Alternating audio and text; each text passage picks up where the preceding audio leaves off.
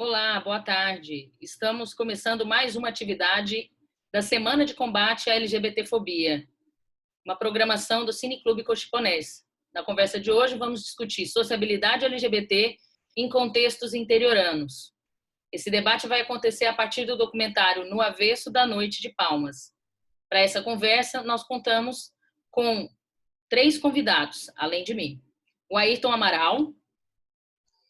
Oi, boa tarde, gente. Muito obrigado pelo espaço, Cineclube, em primeiro lugar.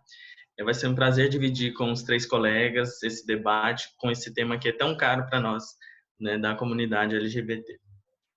Obrigado. O Alexandre Araripe. Olá, gente. Tudo bom? Muito bom estar aqui, ter sido convidado para participar desse debate, dessa conversa, né, que nós vamos fazer agora.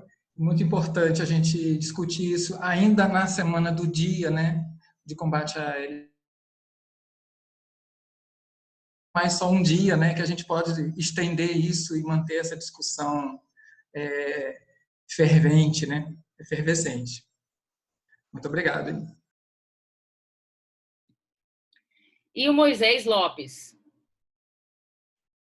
Olá, gente. Boa tarde. Olá, tudo jóia com vocês? Espero que a gente tenha um debate bastante interessante. Gostaria de agradecer ao convite.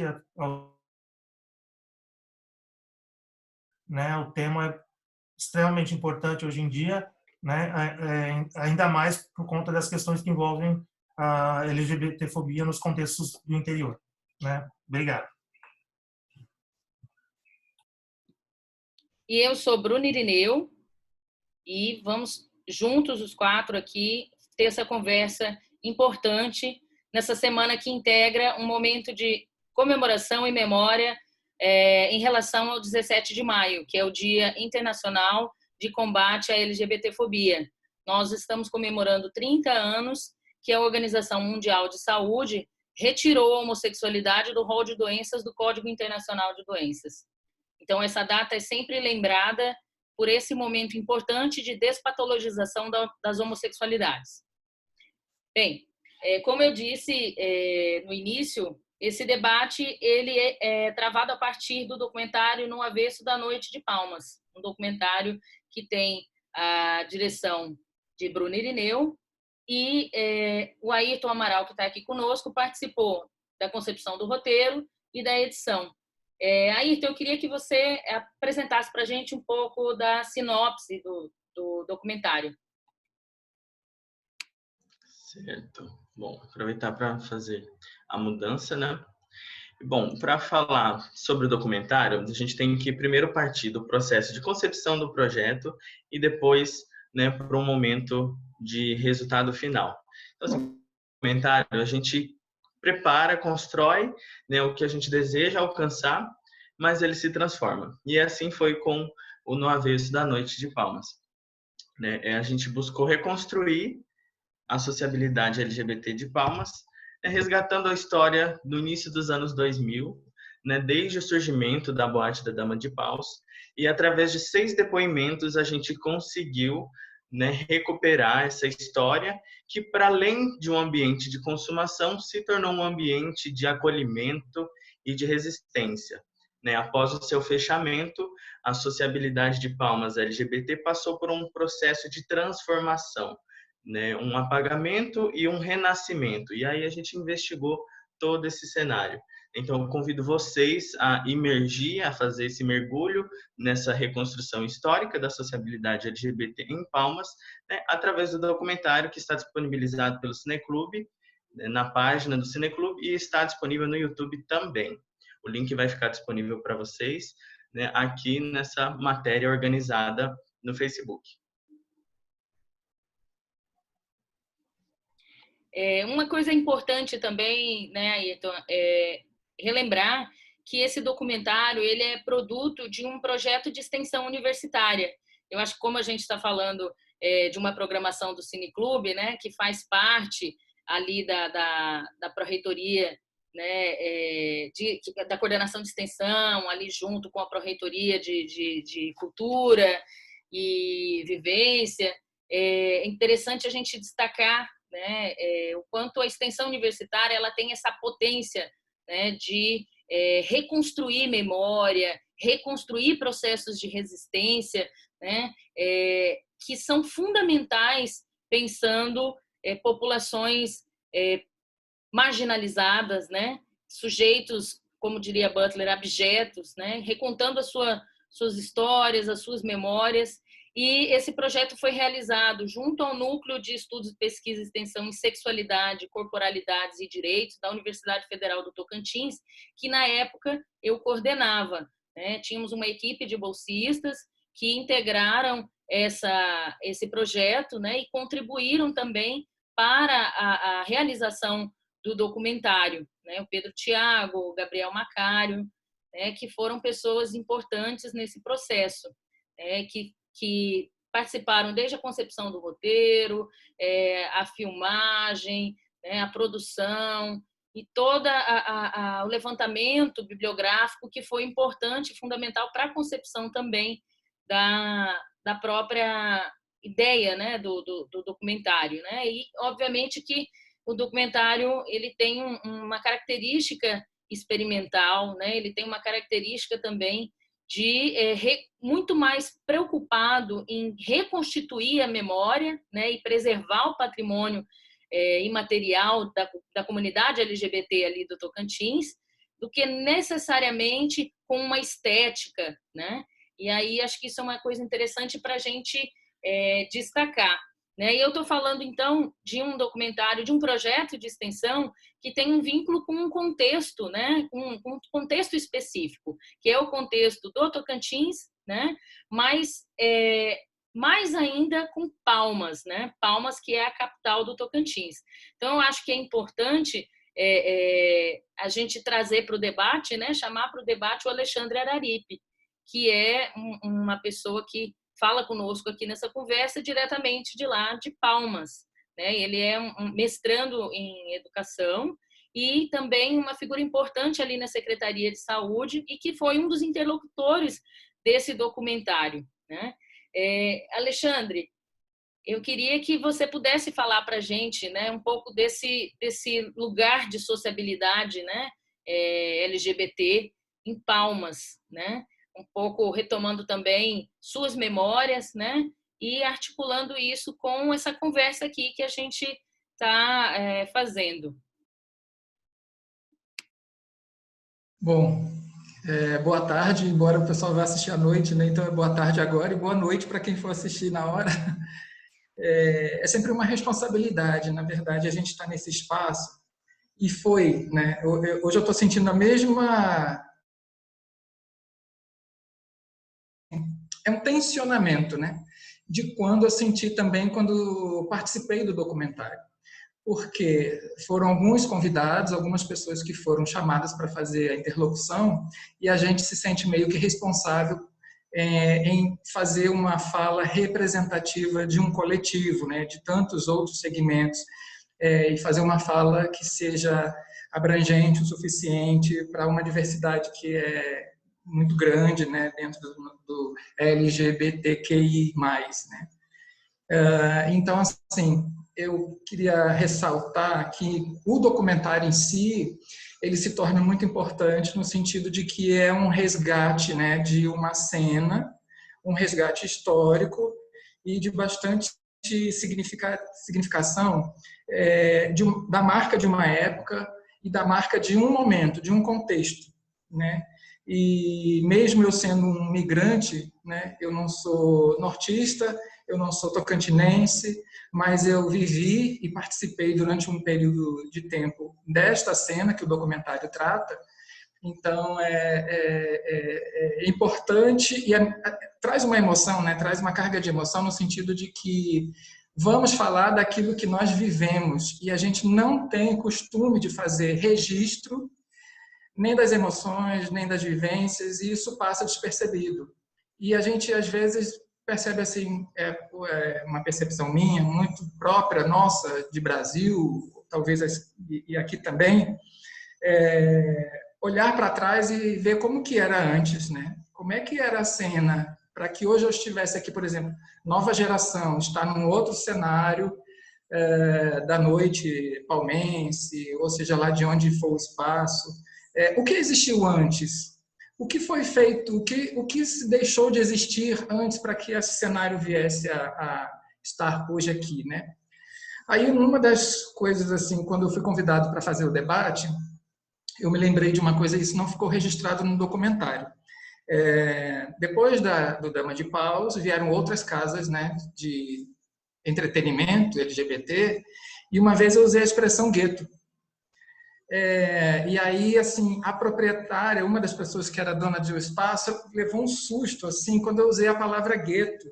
E depois eu fui procurar, e agora eu fui reler um pouco a respeito disso, até para trazer isso como discussão, e que o documentário trata muito, para mim, né, trata muito daquele território, daquele espaço que era único, dentro de um estado inteiro, era um espaço onde todo mundo podia se encontrar e se sociabilizar em diversos grupos, porque tem também essa questão dos subgrupos dentro do movimento ou dentro do coletivo.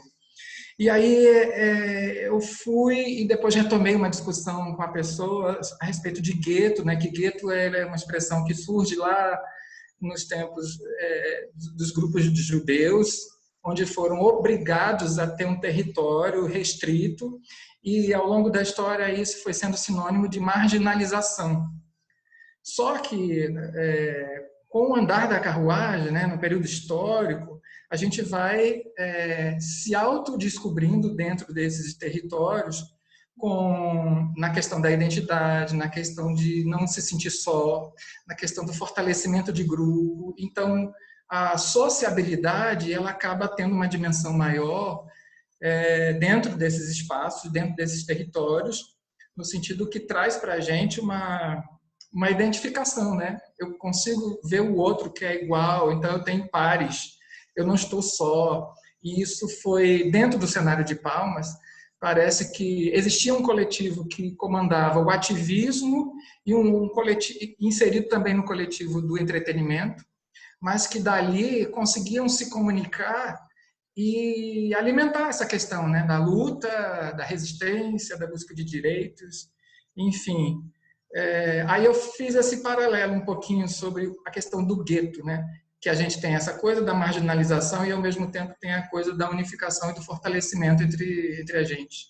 Não sei se viajei muito. É isso.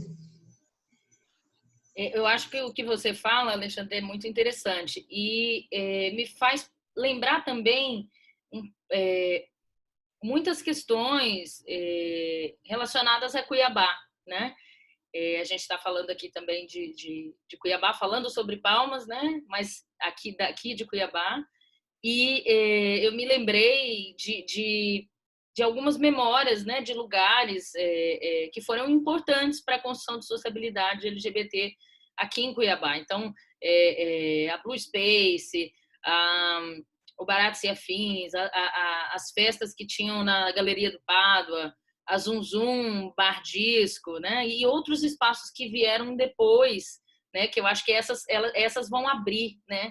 Um espaço para uma sociabilidade noturna, né?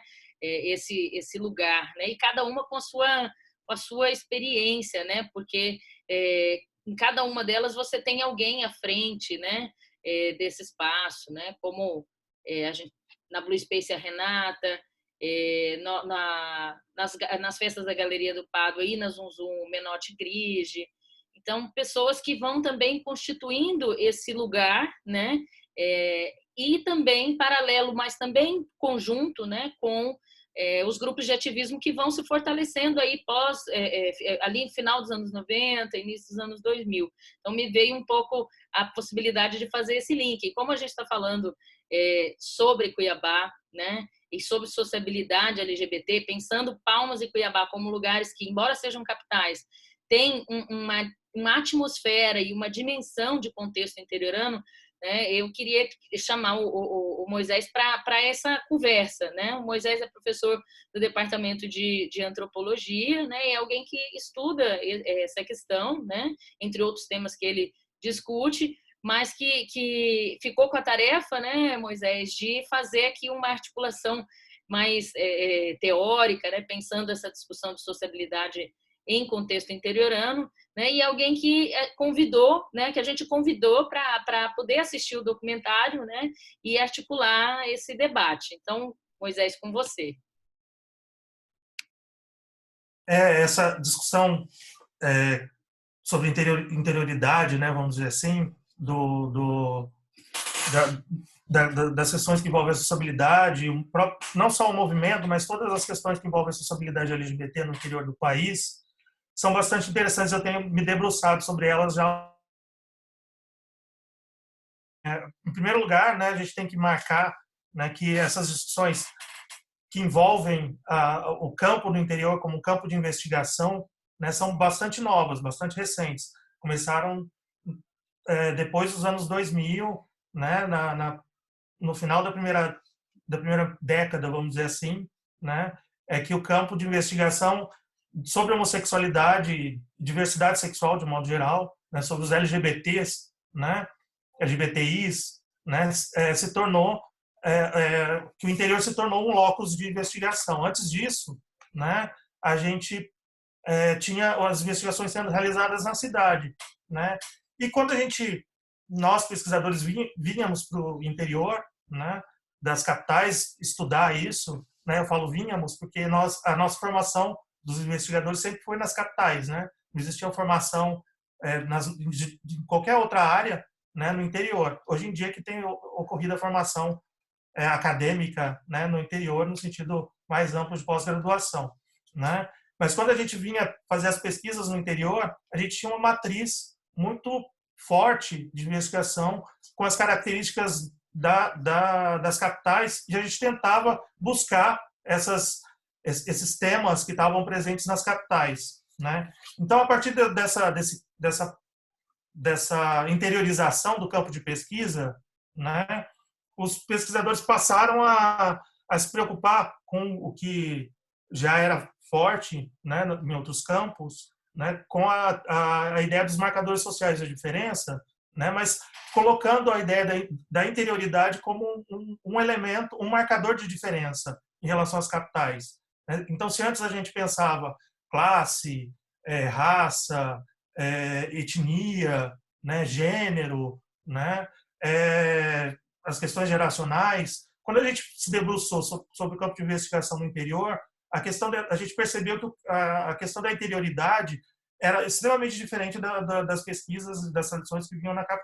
das capitais, né? Mesmo capitais como Cuiabá, ou como Palmas, ou como outras capitais do interior, né, elas têm uma especificidade em relação às capitais metropolitanas, vamos dizer assim, né? E algumas dessas características, eu vou só citar aqui rapidamente para não me alongar muito, né, tem a ver com a questão do regime de visibilidade, de invisibilidade, né, nessas capitais, né, essas questões que envolvem a visibilidade tanto do ativismo quanto dos espaços de sociabilidade são muito marcantes. Isso fica bastante acentuado no documentário, né, nos momentos em que a questão do dama de paus aparece como um momento de criação dessa sociabilidade, né, e de construção dessa visibilidade, das pessoas se verem, se identificarem e construírem um senso de comunidade, né?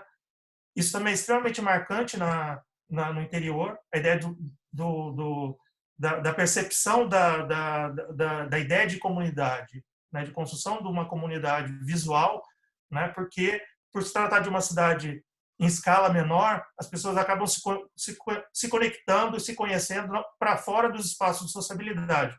E nas capitais, existe todo um registro da invisibilidade, né? A busca pela invisibilidade nas capitais, né? E a sociabilidade acaba ficando absolutamente setorizada ou acontecendo apenas em alguns momentos, né? Porque os indivíduos migram de outros lugares, né, da cidade para esses momentos ou locais em que ocorre essa sociabilidade. Já numa capital do interior, né, isso acontece de maneira muito mais conectada, né? Então, esse regime de visibilidade e invisibilidade constrói o senso de comunidade, né, e constrói também a própria resistência, né? Então, acho que esses são elementos fundamentais para a gente pensar a interioridade como um marcador central de se pensar as diferenças, né?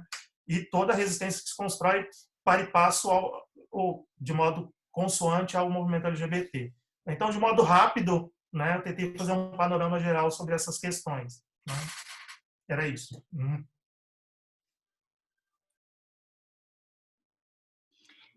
O que você traz, Moisés, me fez lembrar também de um ponto que a gente aborda pouco no filme e também na sinopse. Mas esse documentário, ele é o segundo documentário, né, de uma linha de 3, né, de uma trilogia, vamos dizer assim, de documentários que vão recompor a memória, né, e a história LGBT ali no estado do Tocantins. E no primeiro documentário, que também está disponível no YouTube, no canal do Núcleo de Sexualidade da UFT, ele chama Memórias Invisíveis. E ele, com uma outra linguagem, uma linguagem talvez mais jornalística, ele recompõe um pouco da história dos primeiros grupos de ativismo LGBT, né? Ele vai contar a história do Giama, que é o primeiro grupo, né? A primeira ONG, né? Vamos dizer assim. Ele vai recompor um pouco a história do TEAR, que é o primeiro grupo, o primeiro coletivo universitário de diversidade sexual, né? E aí depois vai surgir o MUDAS, né? Que também é um coletivo de diversidade sexual. E ali a gente entrevista algumas pessoas, né, que vão recontando sua história a partir da experiência da universidade, e elas todas vão contando para a gente o quanto a Dama de Paus era um lugar, foi um espaço de muita importância. Do mesmo modo que a Universidade Federal reuniu essas pessoas, né, num campo de ativismo, porque a universidade lá vamos dizer, inaugurada, né, a partir dos anos 2000, né, então uma universidade jovem, eles e elas vão também contando para a gente o tanto que a Dama de Paus, que surge nesse momento também, é central para essa constituição de ativismo e para culminar, inclusive, na primeira parada LGBT de Palmas, né, na primeira parada da diversidade sexual, que tinha esse nome lá, né? Então, é importante como a gente consegue observar a conexão, né, entre ativismo e sociabilidade, né, pensando especialmente as comunidades guetizadas, aí para brincar com o conceito e o termo que o Alexandre levantou para a gente.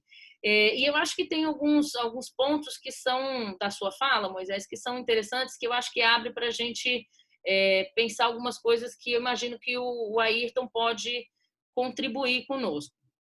Que é essa construção, né, do sujeito ativista, artivista, né, na cênica LGBT, né? O Ayrton é professor da Univag, né, e fez o mestrado aqui no ECO, né, na UFMT, e eu acho que o tema da dissertação dele também conta um pouco sobre o que é ser drag queen num contexto interiorano. Acho que talvez ele tenha alguns elementos para partilhar com a gente, né? Também pensando o cinema LGBT, pensando a produção audiovisual LGBT, né?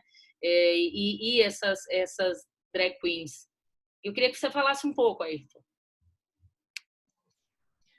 Bom, eu acredito que, sendo tão distantes geograficamente, as duas, né, capitais de interior que estamos falando, na verdade elas são muito próximas quando a gente trabalha com esse tema da sociabilidade. Durante minha pesquisa de mestrado, eu fui investigar drag queen, porém eu acredito que isso se amplifica para essa geração que a gente tem vivido, né, de muitas mídias digitais, né, de uma cultura de convergência, como a gente diz na comunicação, né, atravessamentos e mudanças de comportamento em torno das mídias, né, das diversas mídias digitais que a gente tem hoje em dia.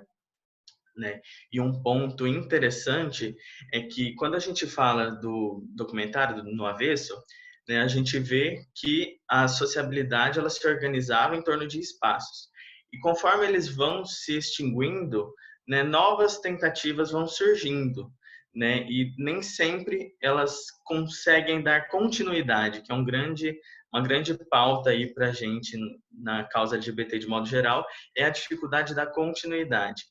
E aqui em Cuiabá, né, nas minhas experiências pessoais de sociabilidade LGBT, vejo que a gente vai passando pelos mesmos processos, né? Em uma outra geração, o espaço de sociabilidade que eu tinha já eram festas sazonais, né?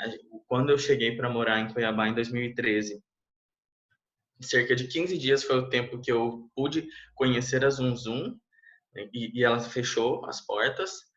E adiante, a gente viu surgir uma nova boate com uma outra administração, que se chamava Hotspot, e que em 2 anos também fechou as portas.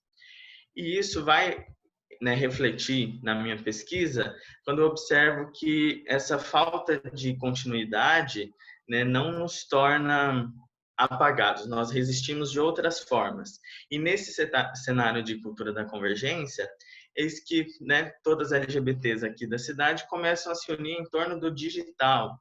Né? A partir do momento que a gente tem as tecnologias mais acessíveis, né, pensando aí a desconstrução de um cinema hierárquico hollywoodiano das grandes produtoras, né, a gente vai ver que as pessoas passam a acessar equipamentos, né, do universo audiovisual e conseguem, né, reproduzir a sua arte, a sua performance, né, ser e resistir LGBT. E aí isso vai acontecendo de um modo que, ainda que hoje nós estejamos aí sem um espaço, né, consolidado, temos aí a Queen Club batalhando recentemente, né, para se consolidar como novo espaço, né, mas temos muito a questão da descontinuidade com festas sazonais.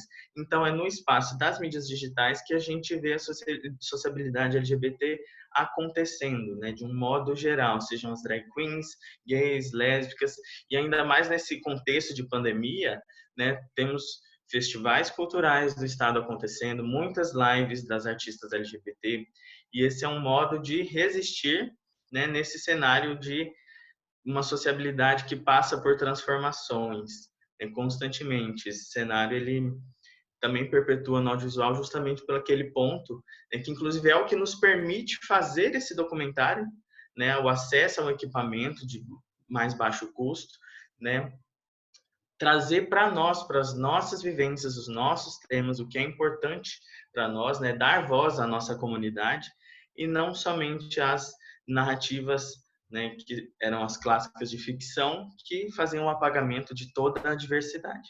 Né? E esse é um contexto que também, como produtor audiovisual, vem explorando em documentários que a gente trabalhou com transexualidade indígena, e a gente vai vendo que temos muito a mostrar da nossa vivência, né, da nossa resistência LGBT e como estamos aí nesse problema, nesse desfalque da sociabilidade LGBT material em ambientes físicos, a gente vê na cena audiovisual e digital possibilidade de resistir nesse momento aí do contemporâneo. Eu acho que isso é algo que acrescenta bem e relaciona muito, né, com o que aconteceu em Palmas, que a gente investigou no documentário, e o que acontece aqui em Cuiabá também. E acredito que essa geração atual de Palmas possivelmente esteja nesse mesmo caminho de mediatização. Porque por aqui é o que permite a cultura drag continuar acontecendo, por exemplo, né, que é o alvo mais específico, né, meu público da pesquisa, porque sem as boates, né, sem os espaços tradicionais e tendo somente a parada uma vez no ano, né, onde elas estão performando, fazendo a sua arte, né, tomando o fronte das lutas, onde, como? Então, eis que são as redes sociais, as mídias digitais que proporcionam esse espaço para elas continuarem lutando, performando, né, utilizando sua voz, nos representando e dentro das realidades que a gente vive aqui, né, nesse contexto de capital de interior, né? Acho que é isso. Você traz questões interessantes. Quando eu cheguei de Rondonópolis, né, porque eu cresci em Rondonópolis, né, para vir para Cuiabá para fazer a graduação na UFMT, a gente tinha uma sociabilidade muito específica, né, que era possível você andar de mão dada, mas com um pouco de receio ali dentro da universidade, né, em alguns shoppings, assim, com muito cuidado, porque havia uma violência muito visível, né? Se não direta, mas também simbólica, né? E a gente vai vendo aí nos últimos 20 anos uma reconfiguração dessa cena, né? Dessa possibilidade, né? E havia alguns espaços mais públicos e menos relacionados às boates, que a gente podia, né, vamos dizer assim, marcar um encontro, né, flertar, namorar, né? E tinha a praça o terminal da Bispo, né? Que a gente integrava, fazia a integração para ir de um ponto na cidade a outro. E ali tinha um reduto, né? Um espaço aqui, eu estou falando de Cuiabá, né? Um espaço que o pessoal ficava sentado em roda, ou então passava flertando, né? Óbvio que a cultura do banheirão sempre existiu, né? Mas ela é menos relacionada à sociabilidade lésbica, vamos dizer assim. Não que não existisse, né? Não que a gente não marcasse alguns encontros e finalizasse eles assim com um beijo no banheiro do shopping. Mas ela é mais sutil na sociabilidade lésbica da minha geração, né? E aí a praça ali de integração da Bispo era um espaço que você podia circular e que tinha uma possibilidade maior, né, de pessoas circulando, especialmente aquelas que não tinham grana para ir para a boate, né? Então isso é uma marcagem que eu acho importante de destacar, e que quando eu cheguei em Palmas, alguns anos depois de ter passado por Cuiabá, me trouxe assim um certo incômodo, porque em Palmas, talvez porque a configuração da cidade ela é meio próxima de Brasília, né? Ela é planejada, ela tem uma separação territorial, né, muito específica. Eu não encontrei muitos lugares, né, como praça ou uma integração, um espaço onde você pudesse circular e flertar e trocar uma ideia com pessoas LGBT, né? E aí então eu cheguei a tempo de pegar a Dama de Paus, né? Além de alguns barzinhos. Então me encucava muito, né? Me fazia pensar assim, mas onde é que estão as pessoas que não podem, né, pagar para estar aqui, né?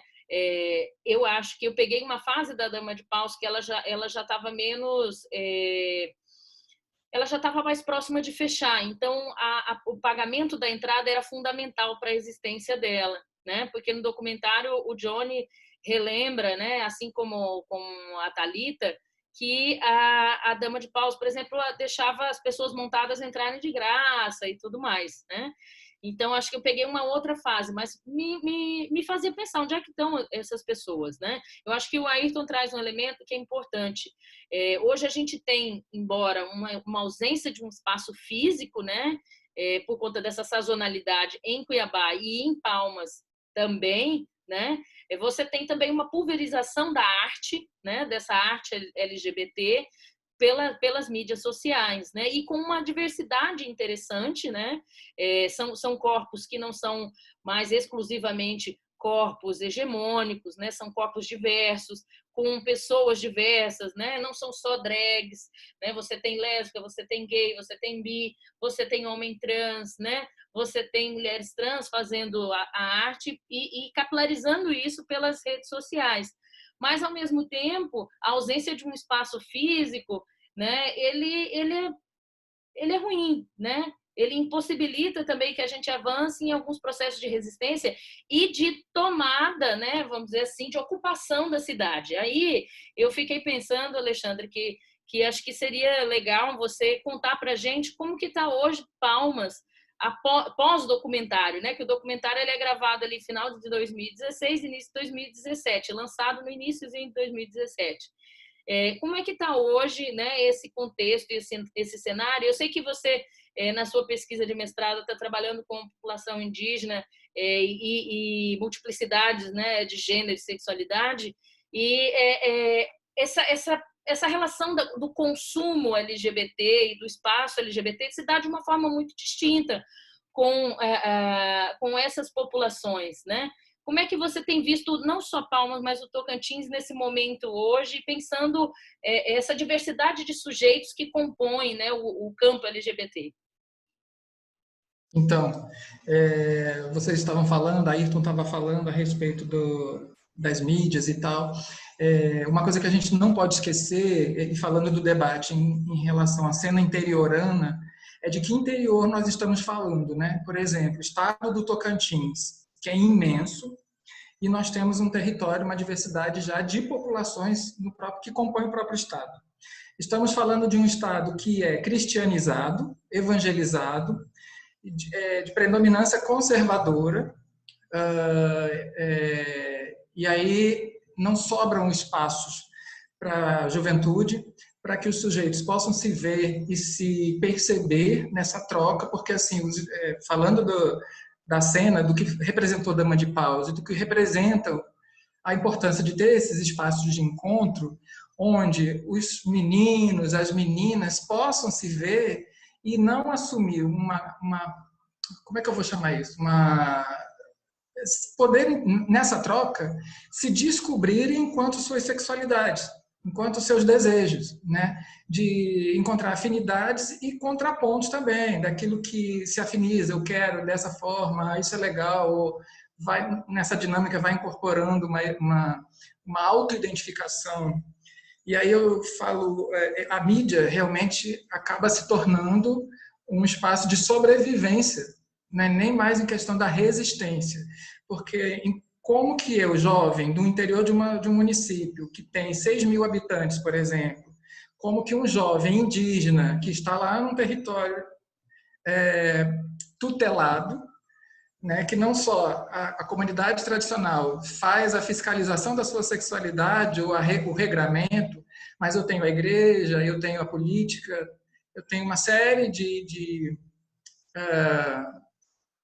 impeditivos, né, elementos que limitam que eu possa exercer, que eu possa ser protagonista. Então, eu passo, através da mídia, me tornar espectador do que acontece fora, né? Então, é como se fosse um não espaço, né? Que hoje eu vejo que, assim, ampliando de Palmas para o estado inteiro, muitos ainda se encontram nesse não espaço.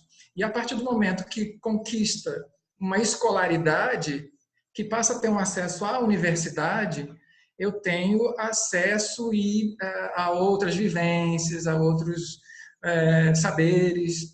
Então, assim, voltando até para o campo da pesquisa, né? A pesquisa era com as indígenas, que elas estão se autodescobrindo, tanto meninas quanto meninos, se descobrindo com a identidade de gênero oposta do seu nascimento. Então, digamos assim, na nossa terminologia seriam mulheres trans, mulheres indígenas trans, né? E aí eu perguntei a uma delas assim, quem foi que disse para você que você é trans?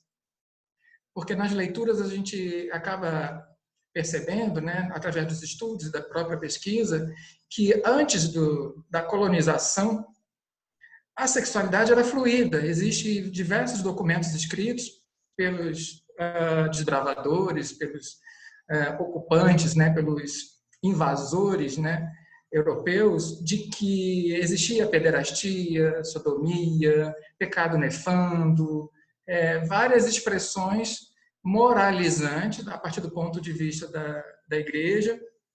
E aí essas pessoas em quilombos, territórios indígenas, população rural, dentro da história do antigo Goiás, é muito difícil. É muito difícil essa carência do espaço físico presencial, da troca e da convivência. E aí, quando eu perguntei para ela assim, mas quem foi que disse para você que você é trans? Ela falou, foi aqui. Então, esse aqui delimita esse espaço em que ela pode sair e se ver protagonista dentro de um espaço, né? Dentro de se sociabilizar com outros pares. E aí descobri assim, nossa, essa pessoa é trans e ela também tem a mesma questão que eu de vida, né? E aí ela começa a se perceber. Para você ter uma ideia, quando eu perguntei para ela, na história de vida dela, de infância e tudo, como que era assinalado a marca sobre os corpos, de que ela era ou homem ou mulher, né? Porque ela narra para a gente, eu já abrindo um parênteses aí, não sei se está fugindo muito do assunto, mas é para a gente ter uma dimensão do quanto isso é significativo, essa questão da sociabilidade num espaço de interior, né? Que não existe esses espaços próprios de visibilidade. E aí ela fala assim, os meus cabelos eram sempre cortados, que na questão indígena existe a identificação com o feminino através dos cabelos longos. Até os homens têm, mas as mulheres têm o cabelo muito maior. E essa questão do feminino, do papel do feminino, que transcende essa questão de ser LGBT, mas em relação à sua afirmação enquanto ser, né? Ela se sentia mulher assim e a todo momento a tradição a trazia de volta para o sexo biológico. Você é homem, você vai casar e você vai ter filhos, já no enquadramento europeu, né? Eurocentrizado, que estamos todos submetidos. Nesse ponto, eu fico me perguntando em relação à questão do espaço de sociabilidade hoje em Palmas, no movimento da resistência, no sentido da gente também se libertar dessa colonização, né? Dessa questão do... É uma faca de dois gumes, eu acho, é a questão do território. Ao mesmo tempo que você é empurrado, e ali você pode ser o que você quiser, fazer todas as questões que você não pode fazer dentro de casa ou no outro município, né? Que você tem que migrar para lá, ou para a boate ou para o barzinho, para poder relaxar com um pouco mais de liberdade, não segurança, mas um pouco mais de liberdade de poder ser. Não sei se eu viajei muito, mas assim, Palmas hoje, e aí fazendo esse paralelo, dentro do espaço, a gente tem espaços hierarquizados, né? Isso, a questão da Dama de Paus, que trazia um leque muito intenso de diversidade, todos se encontravam numa boa, conforme as coisas vão caminhando e a mídia vai influenciando, a gente tem uma segmentação dos grupos. E aí eu tenho também aquela questão da hierarquização de corpos, onde o corpo branco, sarado, ele é mais, sei lá, é mais bem visto, tanto pelo movimento LGBT quanto pelo movimento heteronormativo, de que existe uma passabilidade, né? Eu sou mais aceito porque eu sou discreto, eu sou higienizado, eu aparento uma masculinidade, então eu me aproximo mais do cis heteronormativo e aí não tenho tanto comprometimento. E aí as casas passam a se abrir para um público mais alternativo e heteronormativo em função do capital e de sua sobrevivência e talvez potencializando essa hierarquização, né? Eu vejo muito por aí. Então assim, essa questão do interior, da possibilidade, eu acho que se perdeu um pouco, né, a questão do interior. Então, assim, a população LGBT que, para poder se entender enquanto sujeito, não ter esse espaço e se tornar espectador através da mídia, do que acontece na mídia, e essa outra questão que é a diluição, então, das populações, né, dos grupos no capital aí. Eu acho assim que o Alexandre traz alguns pontos, né? 2 pontos. Em relação ao fato do Tocantins ter uma diversidade populacional, né? Um número significativo de etnias, né, indígenas, e aí eu acho que é importante a gente sempre frisar que cada etnia lida de uma forma com o exercício da sexualidade, dos gêneros, né, e essa multiplicidade, e como a gente está aqui integrando também a programação do Cineclube Cochiponés, acho que o Majur, né, do Rafael Irineu, teve nessa programação, o Ayrton fez parte desse grupo, acho que é um documentário muito sensível, muito interessante, né, que traz um pouco esse debate, né. Depois, se o Ayrton quiser discutir algum ponto na fala do Alexandre, acho que é legal. E um outro elemento que é o elemento das homonormatividades, né? Essa relação do consumo, né? A relação devastadora do capitalismo em qualquer comunidade, vamos dizer assim, em qualquer grupo, em qualquer segmento social, né? E as homonormatividades, como que essa relação também ela é travada e interpelada por hierarquias, né? De classe social, hierarquias raciais, sexuais, corporais, né? Que eu acho que são importantes da gente pensar. E fiquei lembrando, Moisés, do trabalho da Isadora Lins França, fiquei lembrando de alguns trabalhos ali do pessoal da USP, do NUMAS, né?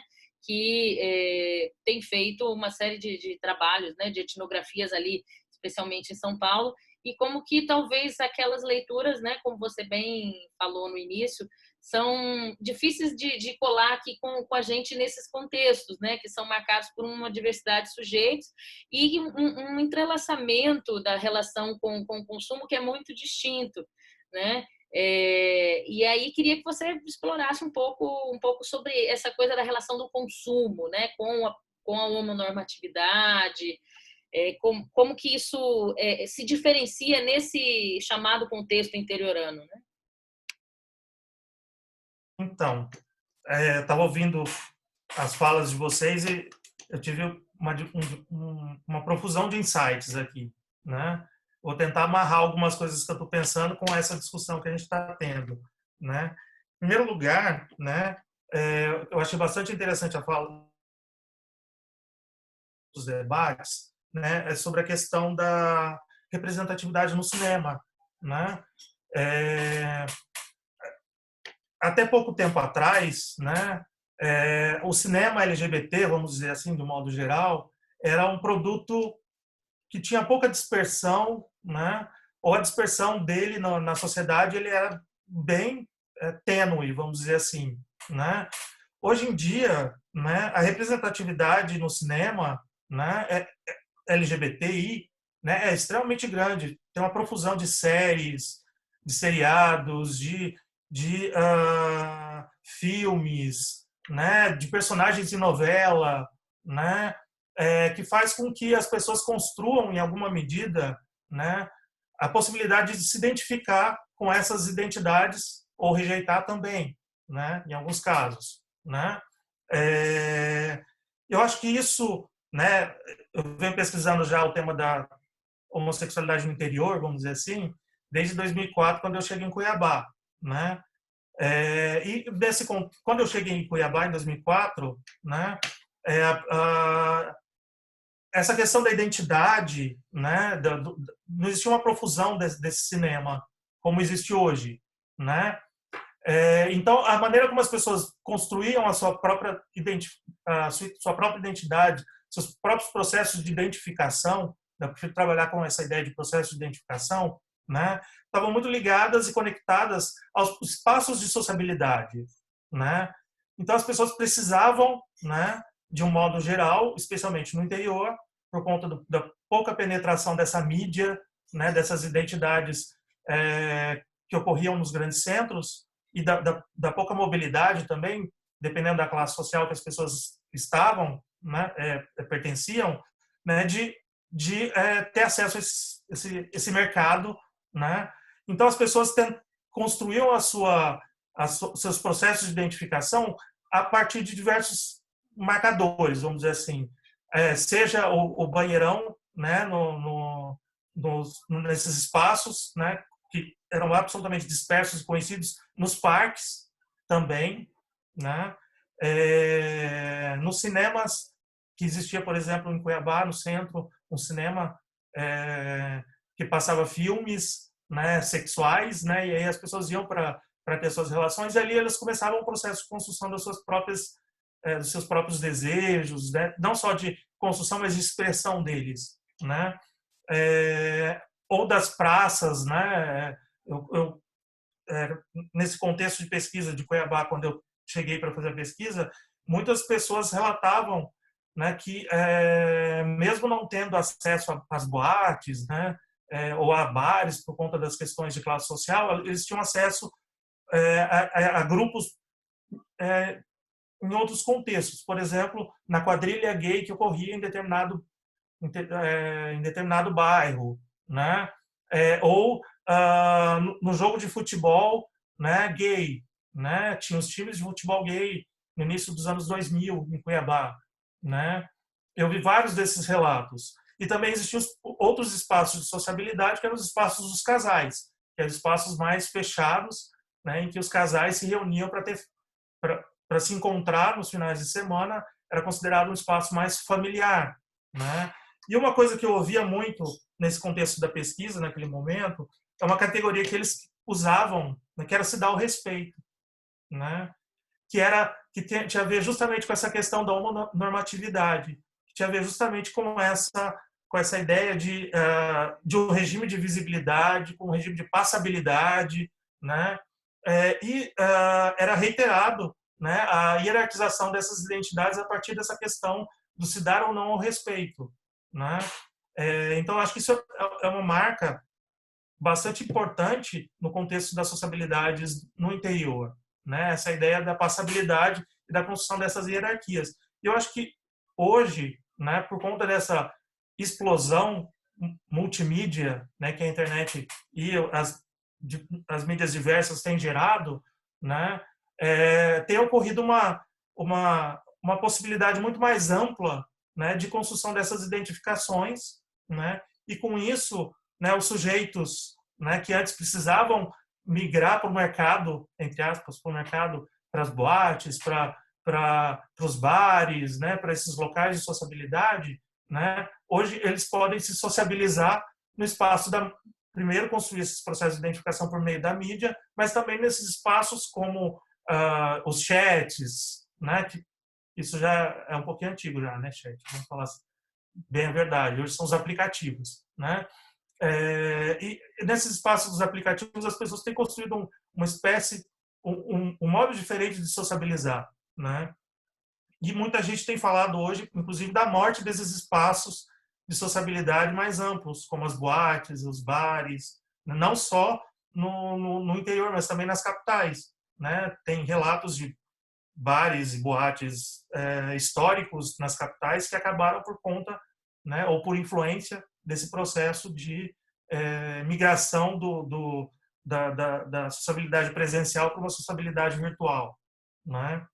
Então, eu acho que essa questão da homonormatividade está muito presente no interior, né, por conta dessa hierarquização das identidades e tudo mais, né? Mas também, hoje em dia, por conta dessa implosão, né, aliás, explosão, né, das identidades e das mídias, isso tem ficado muito mais amplo, né, nesse contexto do interior, né? Então, deixa de ser tanto isso também tem gerado, eu acho, a meu ver, né, um processo de vulnerabilização dessas identidades no contexto do interior, dos interiores, vamos dizer assim, né, porque existem diversos interiores com características distintas, né, no qual essas pessoas estão muito mais expostas, né, e acabam se tornando alvo de violência, né? Então, se antes você precisava, as pessoas que praticavam violência precisavam ir em determinado lugar, né, para tornar aquelas pessoas, para vitimizar aquelas pessoas, hoje em dia, né, por meio dessa multiplicidade de possibilidades que a mídia e a internet têm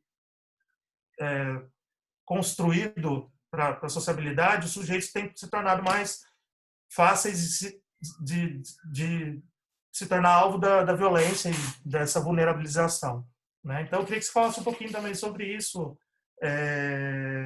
Bruna, pensando nessa questão do contexto daqui de Cuiabá, o que você tem visto, né?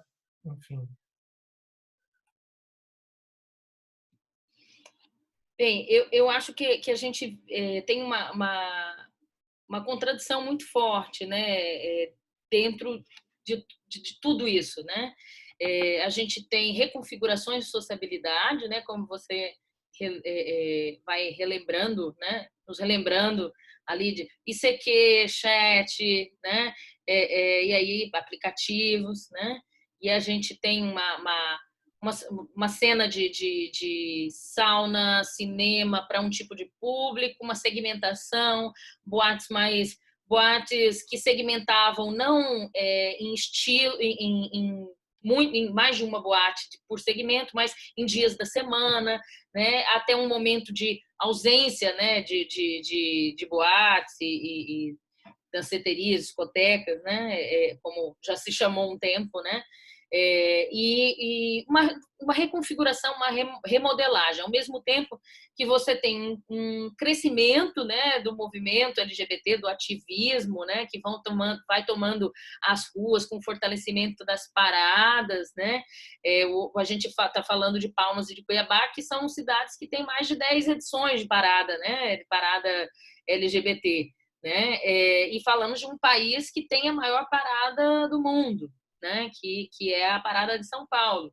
E a gente tem uma reconfiguração disso também, ativismos mais múltiplos, diversos, com intersecções, né, diversas, e que isso vai trazer uma contradição muito forte, que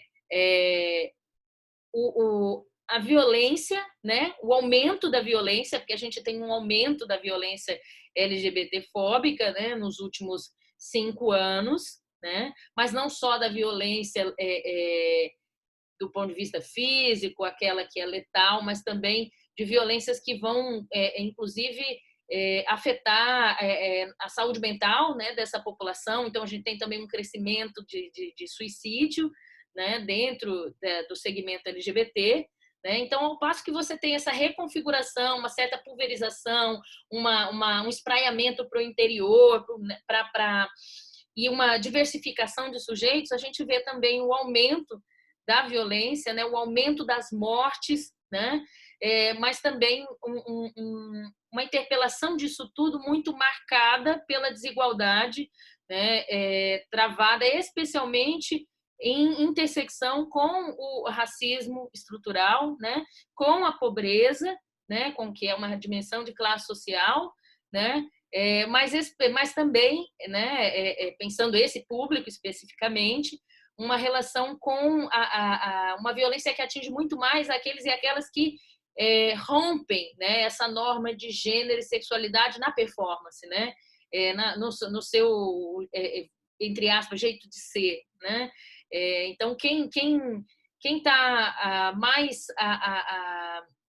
distante, né, da norma, né, da convenção de gênero e sexualidade, ou seja, para, né, lembrar o termo que o Alexandre levantou, que ele está mais distante da passabilidade, né, que é um conceito que o Thiago Duque, professor ali da Federal do Mato Grosso do Sul, trabalha muito bem, está mais vulnerável, né, especialmente porque também está atravessado por dimensões de classe social, né, e de raça, né? Então, eu acho que isso é um ponto muito forte. E a gente, não só em Cuiabá, mas em Palmas também vê isso. Acho que a fala do Alexandre mostra, né, quando ele traz alguns exemplos das comunidades indígenas por onde ele tem circulado como profissional de saúde já há alguns anos e mais recentemente como pesquisador, né? E também o que a gente acompanha aqui, né? Nesse momento de pandemia, né? Nesse contexto pandêmico, a gente tem acompanhado ali pelas redes sociais, né? E também, enfim, de outras formas, a campanha do Grupo Livremente, né? Que é o grupo mais antigo, né? De ativismo aqui, que tem feito um trabalho importante, né? Nesse contexto de pandemia, né? A gente tem acompanhado ali como nossa comunidade ela está vulnerável, né, nesse contexto. Eu acho que a pesquisa do Vote LGBT com a Unicamp e a UFMG mostra que a gente está vulnerável nacionalmente, né? A nossa comunidade, o nosso segmento, ele tá entre aqueles que mais está na informalidade, né? E esse momento de Covid-19 vai mostrar para a gente isso, né? A pesquisa traz esses dados, né? Então, quanto que a gente sofre, né? A comunidade em si sofre com essa informalidade, com a desigualdade que se articula, né, com classe social, né, raça, etnia. Né? Obviamente que nós aqui, nós 4 que estamos fazendo essa discussão, estamos num lugar de privilégio, né? Por conta, né, especialmente da nossa empregabilidade, né? Vamos dizer. E isso vai distinguir, né, a nossa experiência. Então, acho que a gente consegue observar né, isso. Ao mesmo tempo que você tem uma polulência, né, de conteúdos virtuais, né, a própria programação do Cineclube, que programação super incrível, né, cheia de filmes bacanas e coisas interessantes. E se a gente dá uma zapeada pelas redes sociais, né, aqui a gente tem artistas interessantíssimas, né, Lupita, Randy, enfim, tanta gente jovem, né, com trabalhos interessantes, né, e você tem também já artistas mais consolidadas, como a Sarah Michigan, né, que está aí já há bastante tempo. Então a gente vive uma contradição, né, a gente vive ou uma ambivalência, né, eu acho que a gente tem esse ponto. E aí queria passar a bola para você, Ayrton, para também a gente já ir se despedindo, né? Depois a gente passa para todo mundo ir se despedindo. Mas, como eu toquei aqui um pouco na cena das artistas locais, né? E a gente falando desse momento, né? Desse contexto pandêmico, né? Eu acho que, de repente, valeria a pena apontar algumas questões, né, que eu acho que, ao mesmo tempo, a gente também tem, por isso que eu falei em contradição, uma solidariedade muito grande, muito forte, né, dessa comunidade, né? Acho que a gente tem que avançar muito, a gente precisa se desconstruir muito, né? Desconstruir as nossas homonormatividades, o nosso homonacionalismo, né? Mas, ao mesmo tempo, a gente tem uma disposição para a solidariedade muito, muito grande, né? Eu acho que os trabalhos dessas artistas são muito importantes para o processo de resistência dessa comunidade aqui, especialmente.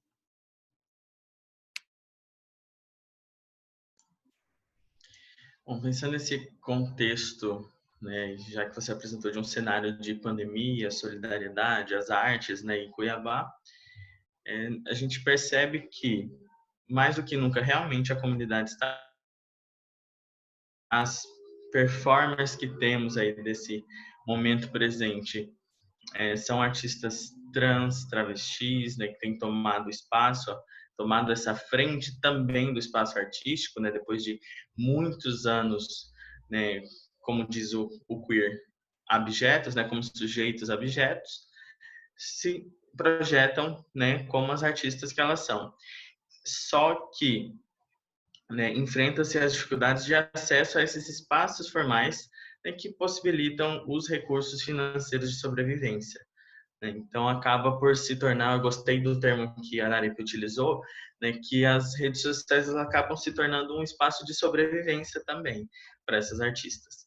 Né? E aí acaba que ferramentas como vaquinha online, essas coisas de arrecadação, se tornam uma possibilidade para o momento, né, justamente pensando na solidariedade da própria comunidade. Né? A gente vive levante, né, aí nos últimos 2 meses das lives, que é um modo da gente prestigiar, dar apoio, né, pensando aí uma relação como consumidor, fã do artista, mas também como alguém que abraça a causa porque está inserido na mesma, né? E é nesse contexto que se expõe essa fragilidade mais nua e crua dessas artistas, né? Sejam as mais novas ou as mais antigas, como você mesma disse, né? Que elas estão aí na luta, né? Até que você comentou com Sarah Mitch, por exemplo, depois aí de completar 20 anos de carreira, por tanta dificuldade, né, de falta de acesso, de conseguir recurso, reconhecimento, pensando no monetário mesmo, para a própria sobrevivência,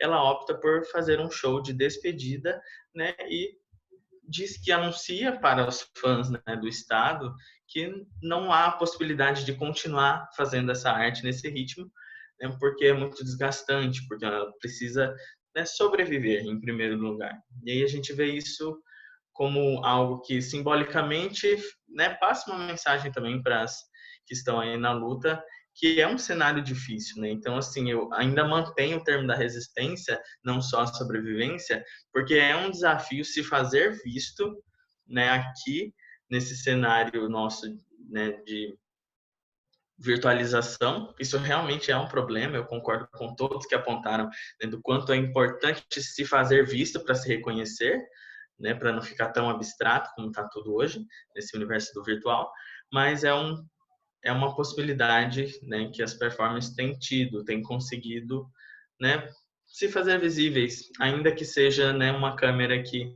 não se vê todo mundo, só vê as falinhas subindo dos comentários. É uma possibilidade, né? Infelizmente é um cenário que é triste, que mostra a crueldade, né, que vivemos, né, e principalmente as artistas LGBT, porque de modo geral, né, nacionalmente a gente vê esse desmonte da cultura acontecendo aí como um projeto, né?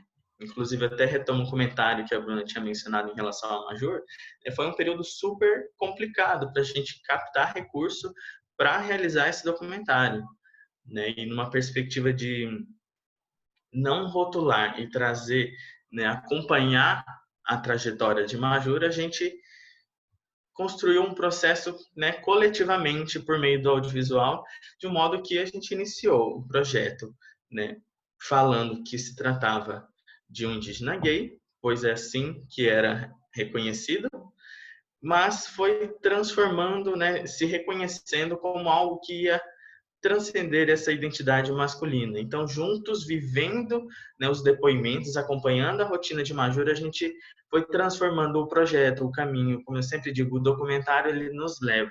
A gente tenta levar, mas é ele que nos leva. E, por fim, a gente conclui, junto com Majur, que também não é uma questão de trazer o rótulo como trans, uma indígena trans. Não é assim também que ela quer ser vista. Então, a gente deixa esse não rotulamento, essa não fazer rótulo, como uma possibilidade de sensibilidade, de respeitar, né, a existência da pessoa. Simplesmente ela é. E o que ela representa está muito bem mostrado, né, durante o documentário. E aí eu acho interessante, retomando, estou fazendo assim, voltando nos comentários que foram feitos.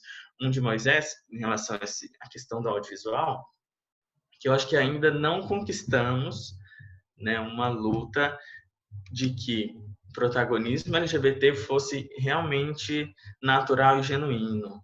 Porque normalmente a gente tem o quê?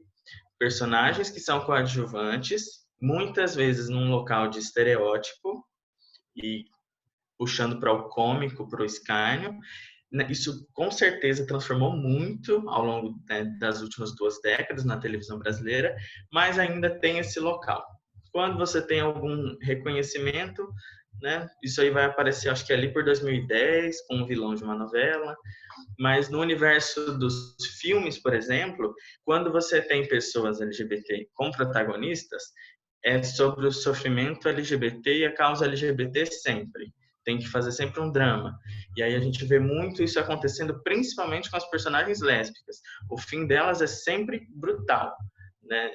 Não é algo passível de passar por uma narrativa e uma experiência que seja tranquila, né? Esses personagens estão sempre em locais de enfrentamento que muitas vezes, né, nos leva a também estereótipos já previamente construídos. Então, acho que, de modo geral, pensando aí esse nosso universo do digital, porque a pandemia está durando, né? Então, a gente está vivendo por meio desse canal, né? Deixa a desejar em alguns pontos, com certeza, mas eu acho que é o que nos possibilita sobreviver e existir nesse momento, em todo o espectro das artes, né? As nossas performances, nossas cantoras, como você bem lembrou, da Randy, da Lupita, temos a Sophie, enfim, né? E várias outras pluralidades. Já aproveitando, como você havia dito, como é um encerramento, eu queria agradecer mais uma vez a participação, a atenção a todos que estão assistindo aí mais tarde e novamente ao Cineclube e a vocês três, Bruna, Ari, Moisés, muito obrigado por nossa conversa aqui, foi maravilhosa.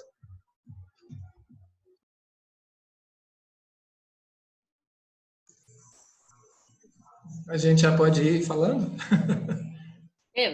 Pode sim, eu ia passar exatamente para você, mas fica à vontade.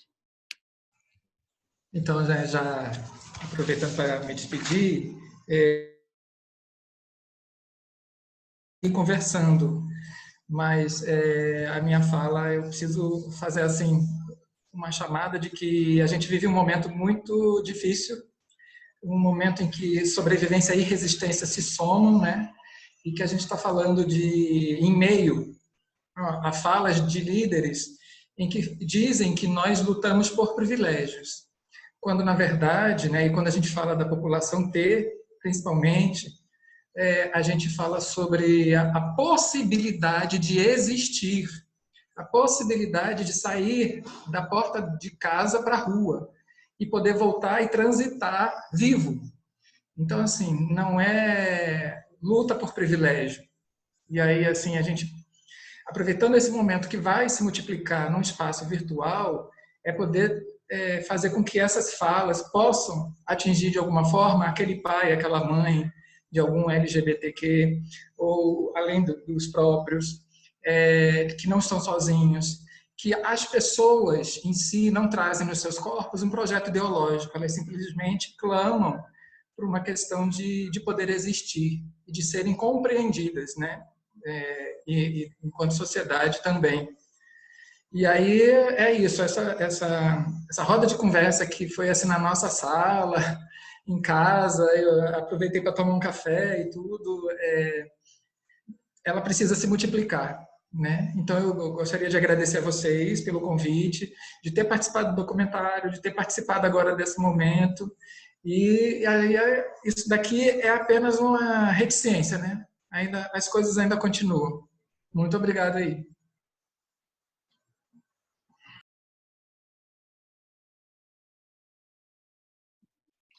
Obrigada, Alexandre e Ayrton, por terem topado essa conversa, né? Como eu disse aqui, o Ayrton teve todo o processo de concepção e edição do documentário, né? E é um estudioso da arte LGBT. O Alexandre, um companheiro muito especial, né? Fazendo resistência na Secretaria de Saúde em Tocantins, né? No estado, e hoje, né? Mestrando, pesquisador na área da educação.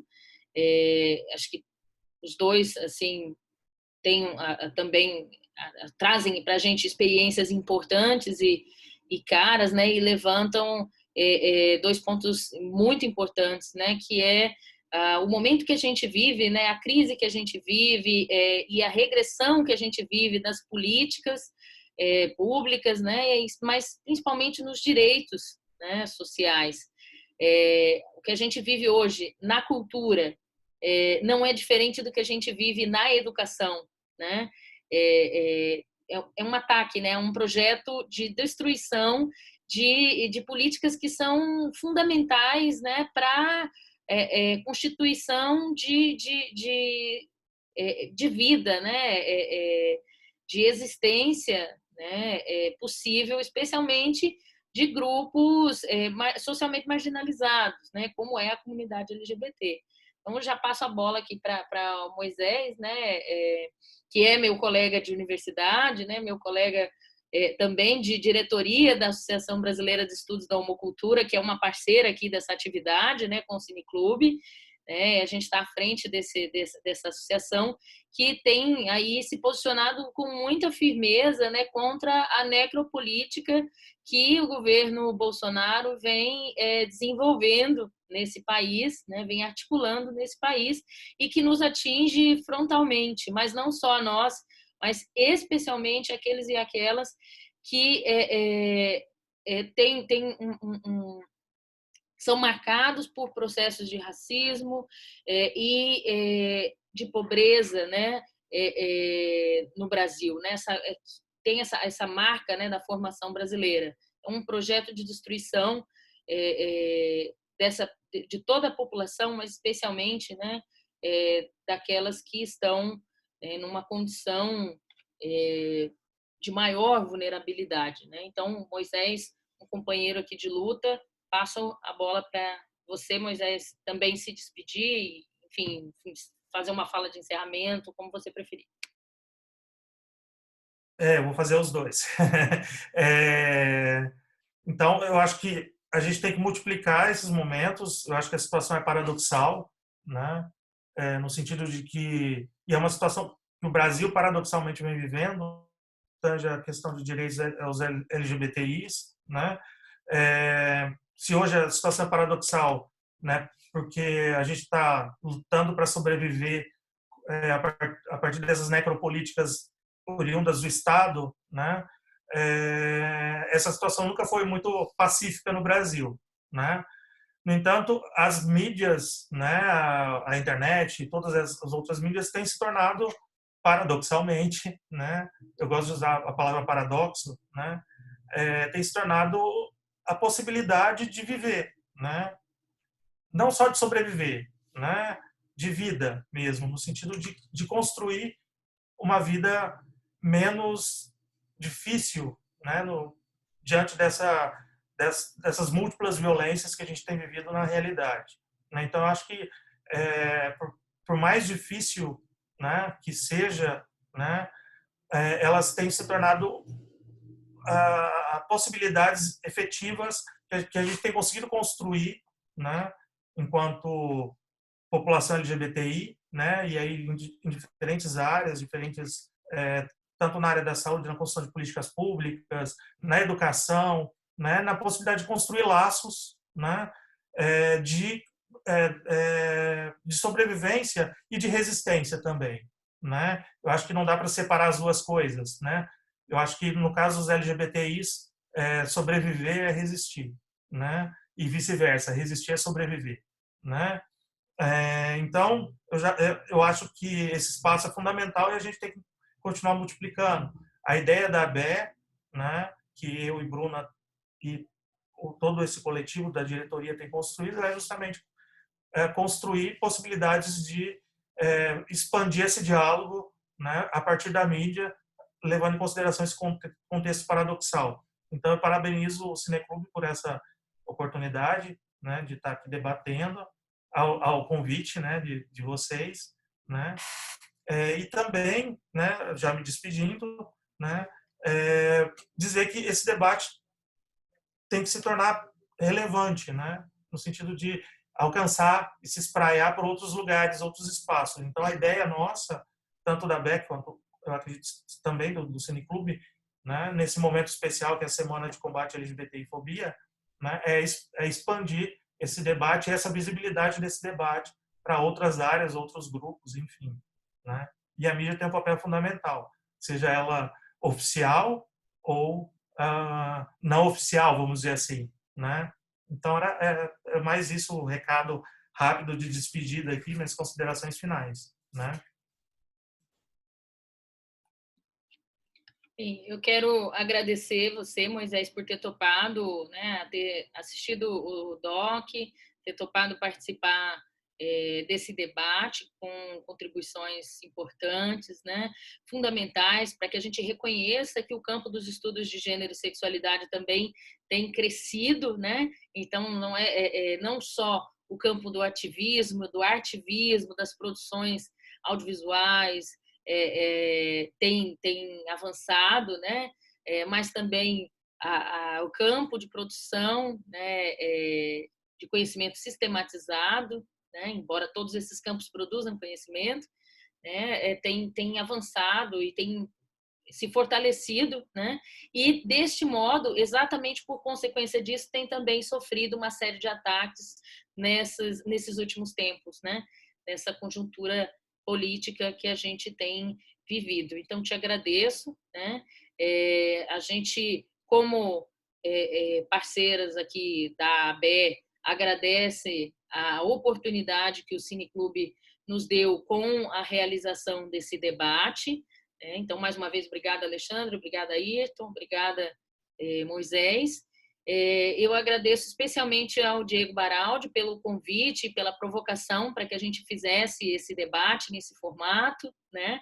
A gente espera que vocês assistam não só hoje, na data, né, de sábado que está programado, mas em outros momentos, né? E divulguem o debate, mas não apenas o debate, mas também o documentário que está disponível na página do Cineclube no Facebook e também está disponível no YouTube, no Avesso da Noite de Palmas, um documentário de 25 minutos que vai reunir uma série de elementos sobre sociabilidade LGBT em contexto interiorano, né, trazendo exatamente pontos que a gente discutiu aqui, sobrevivência, resistência em tempos duros, né, de se existir sendo LGBT. Então, mais uma vez, Cineclube, muito obrigada pela oportunidade. Os colegas que participaram dessa conversa, eu espero que a gente se encontre em outros momentos, que a gente permaneça conectado, que é o possível nesse momento, né, de pandemia,